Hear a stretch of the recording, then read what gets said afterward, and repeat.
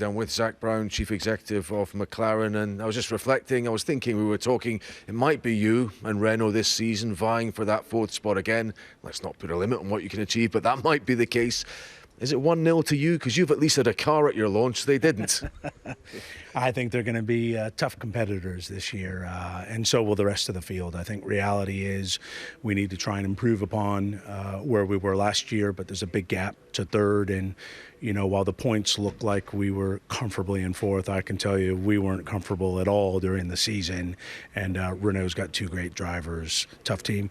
And, you know, the teams in 6th, 7th, and 8th, I mean, everyone kind of took a turn at being the fourth quickest team at one point last year. So I think everyone's capable of being there. So we just got to keep our head down, do what we did last year, and try and improve. So it could be that you improve, but maybe not enough to break into that top three. In fact, Andrea Saido, your team principal, has said maybe 2023 before McLaren can think about challenging for the world title. I mean, it's realistic. It's sometimes difficult for the drivers. I'm thinking someone like Carlos Sainz to absorb that kind of message.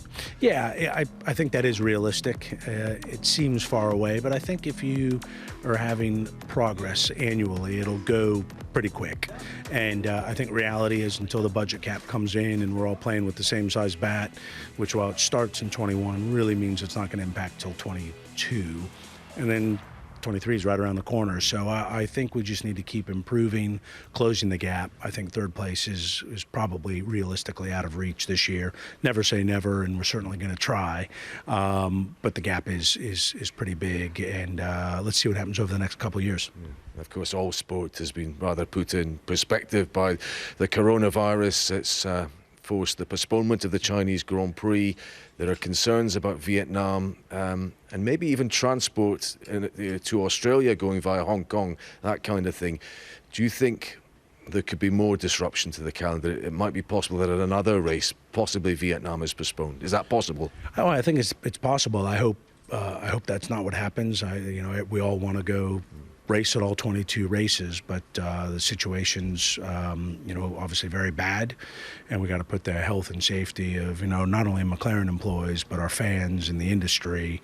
That's got to come first. You can replace racing, you can come back and race another time, but health and safety first. So Vietnam is, we're monitoring it. We're staying very close to the FIA in Formula One. I hope it doesn't get postponed, because that means they've got things under control. But sitting here right now, it is a concern. Yeah. I don't want to be insensitive, but there are also a financial hit, and you're an employer as much as anything else.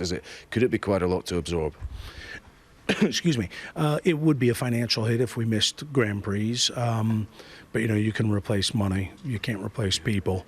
And, this is impacting lots of businesses around the world. So, in business, situations happen. You need to adapt. Things are sometimes out of your control, and that's the situation here. But, I'm not worried about kind of the business implications of canceled Grand Prix. We can ride that out. Okay, got 20 seconds left. Let's finish on a positive note. Carlos or Lando to be on the podium this year, or both? Well, I'm hoping for both, but it was tough getting one on last year without it being a wild race. So, I think realistically, the grid will probably look pretty similar to this year. So on out-and-out speed, podium might be still a little bit too optimistic, but there are some crazy races, some Germanys, some Brazils, and then we need to be there to capitalize. Okay, great stuff, Zak. Good luck this year. Never say never. Maybe both getting that podium.